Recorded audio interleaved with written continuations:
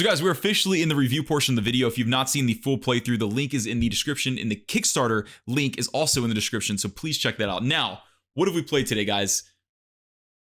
5 paths. We have played 5 paths, a game that is, depending on when you're watching this, could potentially be on Kickstarter right now, okay? So if not, just check out the link in the description regardless, and you will be able to see it, okay? So what are we looking at here? So 5 paths is an abstract game where we have, you said it perfectly earlier, a bunch of, what are these? Pogs. Golly, that's good.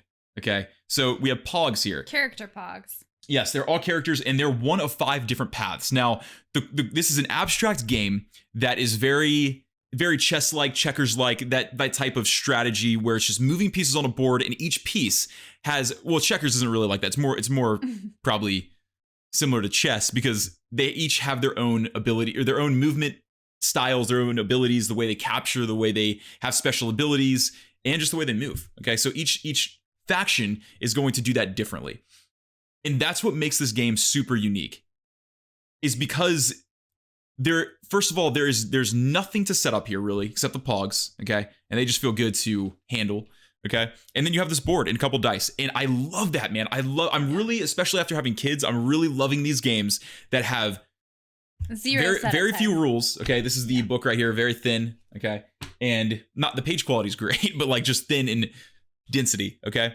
So I love these games where there's very little rules, very little setup time, and unlimited strategic variety and diversity and things to explore. This game, basically what we're doing, guys, is we're moving these different characters around. These are the deployment zones where we deploy them from, and we're going to be moving these pieces around the board using their specific styles of moving and capturing. And if you want to check out the specifics of each faction, guys, that is in the full playthrough, which you can check out in the link in the description, which I've already mentioned, okay?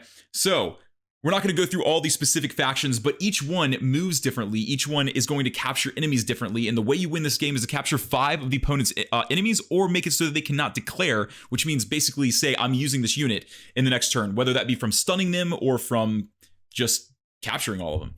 One thing that I love about this game, I've already discussed, is just the level of strategy that comes in this small package, very easy to set up. I said this in the playthrough, but I feel like this is a game you set up on your coffee table, like a nice game of chess. But if you're tired of the old fashioned, you know what I mean? Which chess is great, obviously. But you're tired of that? This is something different. This is it looks like a futuristic dystopian version of chess that's even more involved because you have all of these different abilities. And obviously with chess, you're just trying to capture pieces. But these, you can stun people, you can drag them around, do all kinds of different things. Shoot them.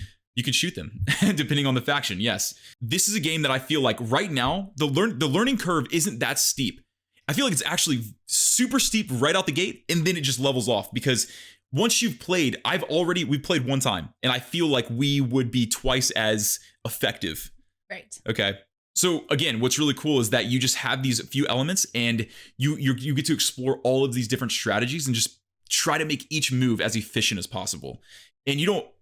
It's not like you're having to focus on all these resources on a board or dice placements or cards you're flipping and how those strategies work. It's these simple pieces that are going to create just multitudes of different ways to play this game. It's not luck versus strategy in this game. It's pure strategy. This game is, well, that's not true. And what makes this rolling of the die. I see. I wonder how this game would be without the dice. But for me, I think it would probably be too easy without the die. It probably would, because you'd be like, I could just move this guy 14 spaces and capture your guy. So I actually love the fact that there's this small element. You're right. Small element of strategy right here with this game. And this actually makes all the difference because I love that, because when you use that, you have to declare a piece first before you roll a die, which is a game changer. If they would have been like, you roll the die and then declare a piece, this game would literally just end the fun factor just in half. Yeah. Because it would just, again, that would be too easy. So you have to declare a piece first, which has a very specific movement styles, and then you use your dice, which is amazing. Correct. So, is there anything left? There's not much left for me to say. Try to dig something out of there. Another thing that we've come to love is asymmetry in games. So I love the fact that all of these move differently. They've incorporated unique areas of the board, like the Gales can go in the go on these rooftops and Mhm. stay hidden kind of thing. And it's nice that they're also green, with a little color code, so you know they're the ones that can go on the rooftops, right? Right, yeah. Yeah. I just thought that was, I just like that. And then these torrents can slide through the actual diamonds, the blue diamonds. And so it's just really cool that they all have different ways to move and special abilities. And it's cool that they used a very incorporated in the very board. simple design. Mm-hmm. And from this simple design, they created a map of things that only specific factions can enter or go through. And that's all you need to make this replayable infinitely. I love that it's like an ever evolving strategy too, because Yes. you know, whatever, if you want to try a different strategic path, then I'm going to have to adjust mine. You can't play the same strategy every single time. I just don't think it's possible. Yeah. Oh no, it would never happen. It's just like chess. I mean, you could try, right, but eventually somebody's going to work around it. But there are some games, you know, you break it out and you're like, okay, this strategy worked for me last time. I'm just going to go ahead and do the same thing. This game is not. Yeah, that. it's very reactive. It's very reactive, but you do have when I had all my guys out there, I knew with each one, I was like, okay, I can do this with this guy, this with this guy, this with this guy, this with this guy. But then you would just completely knock one out. And I was like, okay, well, I guess, you know, at least I still have these other guys that I can use. Right. But, you know, you have to determine, it's cool because you have to determine what the other person's going to do. What is their most important strategy? What are they about to do? Just like chess. Seriously, you have to figure out what, if I go psychological. It is very psychological. You have to determine, you know, if I go here, what are they going to do? Are they going to take this guy or are they going to go for this guy over here? Right. That might be less important or more important or whatever. So that's really cool. Absolutely. It's very reactive, it's all about, you know, adapting to what's happening on the board very quickly, very fast paced. So one thing that I like too, how you play this game is so after you capture a piece, you get to reinforce. And so they go in here in these deployment circles right here. You cannot declare a piece on the play field until these are all empty. So you have to declare the one that's in the deployment. So super interesting.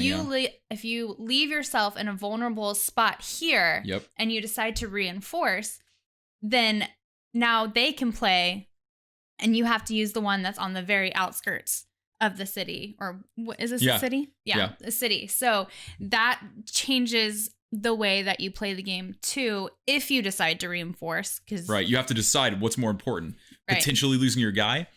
Or do I need more people out there? Yeah, do you want more people? That's so true. And that's what I love. I feel like they started out with a blank slate and they just added shapes. And they're like, okay, how can we incorporate these shapes and create rules for the shape?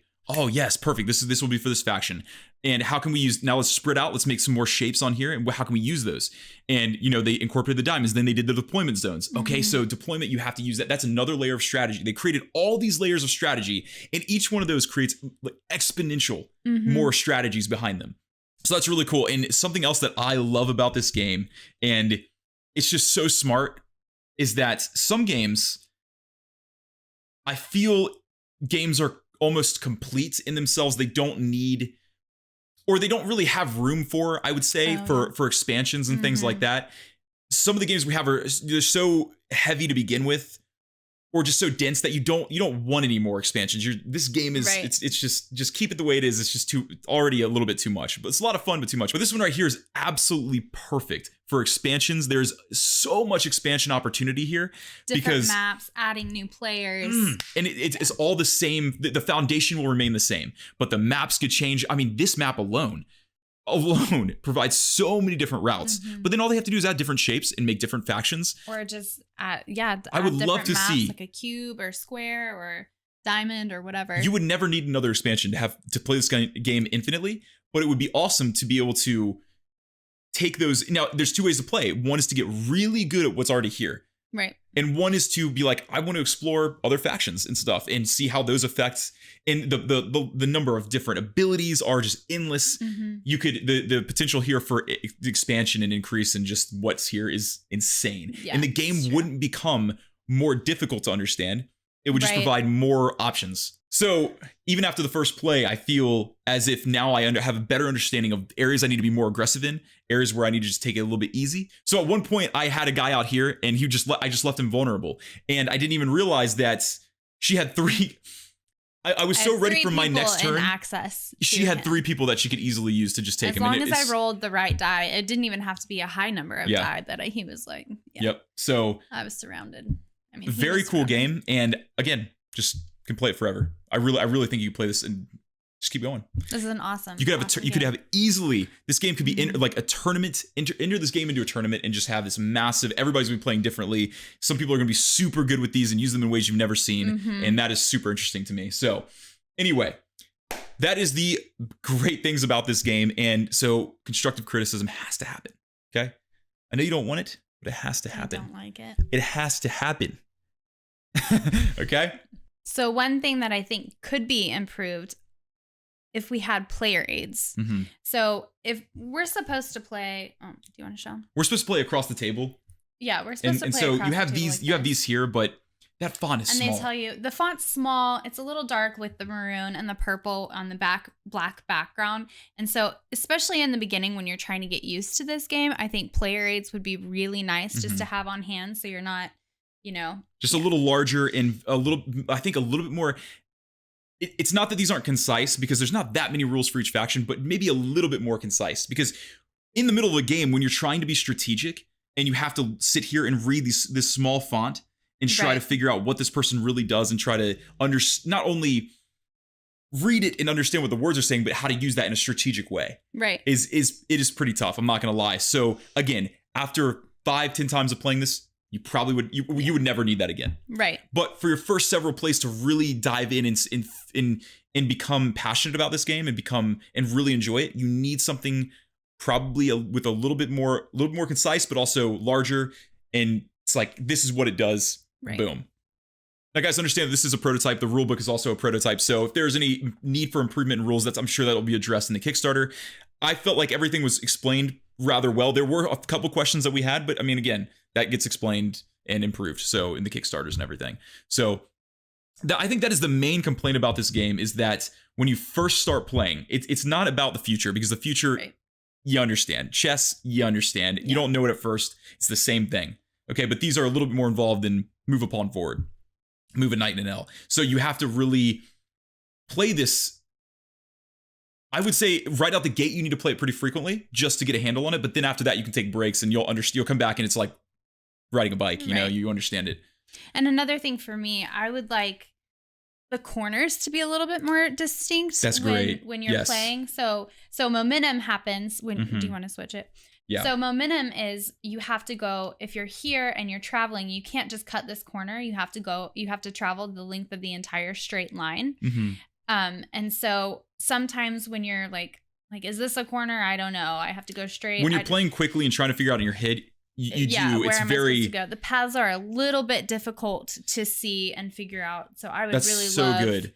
If it had like even just a small black mark or star or something, some symbol to signify that was turn here. Yes, that's great. Yeah, I really like that. That is 100% because when you're moving quickly through this, you don't want to sit here and go, okay, corner. Oh no, that's straight. There, yeah. You just sometimes you just don't know, and you're trying to figure it out in your head before you even do it. And so that's another thing for me is that, especially when you first start playing this game, the AP, which is analysis paralysis. Wife learning the words. Yes. Okay. So AP, this game can be very AP prone, I believe, especially like chess. You know, you can sit there for 45 minutes and take your turn. You know what I mean? And then you're in check anyway from the next guy because he's already planned his next turn 12 steps ahead of you. But this one, you can definitely sit here. And especially with these guys that move long distances, if I roll an 11 and I can't capture anybody, I'm sitting here thinking to myself, okay, do I want to go 1, 2, 3, 4, 5, 6, 7, 8, 9. There are so many different paths you can take that it's a little bit overwhelming to try to sit there. And you can see the person, you can see their eyes just going, just going crazy over the board, trying to figure out the path they want to take. And then even with this guy, you have even more places you can move because you can move onto rooftops. And when you start the game, you want to move on a rooftop. And so when we first played, we went around the board like 7 times trying to figure out how we can get in this rooftop. And then you come to realize you can't. Right. So that is one thing that is very difficult. And I think that corner thing would help because then it shows you your different paths easily. So you don't have to figure out that part in your head. Right. So anyway, I think those are the only complaints really. Yeah. And those are all things that can easily be improved. So when you're talking about, I think speed, like speed chess or whatever would be really cool. Playing this like a speed. Anything you can do with chess, you can do with this rounds, game. Yeah. 100%. I think, yes, anything you do with chess, you can do with this game. I think this game has a lot of potential to be something that people really get into, and it's just that game that you want to master. Right. It becomes the game you want to master, which is great. And we do not have enough of these types of games. No, we don't. And so this is exciting for us because we're going to definitely get back into strategy. And I'm going to sit there and be just biting my nails to the cuticle, trying to, that's gross, trying to decide what to do. Okay. And I want to see it happen 12 turns ahead. And I'm sitting here and my heart's just pounding. I'm like, yes, I figured her out. Super competitive. I'm very competitive. And I'm not. So yes. Yeah. He will want to play this over and over until he gets one under his belt. Yes. And then we can put it away. Yeah. But no, it's a great game. I really do highly recommend this game. I think it's a lot of fun. It has a lot of potential for everything. Just a lot of gameplay, unlimited. There's no setup variability, and there's still unlimited variability. Yes, because sometimes games are only super variable because the amount of components they have, which is overwhelming to set up sometimes because you have 100 cards that you can use, which is great. But this one, guys, just these pogs and the dice play forever. Okay, as far as I'm concerned, so far, 2 plays in. So we'll come back. Maybe we'll revisit in a couple of years and see where we're at. Okay. So yes. Anyway, guys, thank you so much for joining us. Great time. Again, check the link in the kick. I did it the first time. I was so close. So guys, once again, the link to the Kickstarter is in the description. The full playthrough is also in the description. And thank you once again to the developers, Nick Jackson, Robert Radkin, Zachary Brown, Matt Patting. And once again, beautiful art by Kenny Hong. Thank you guys for allowing us to review this game. And we are looking forward to the future that it holds for us because it's going to take up a lot of it. Like and subscribe. Please like and subscribe. Thank you for joining us. Have a great night. God bless, guys.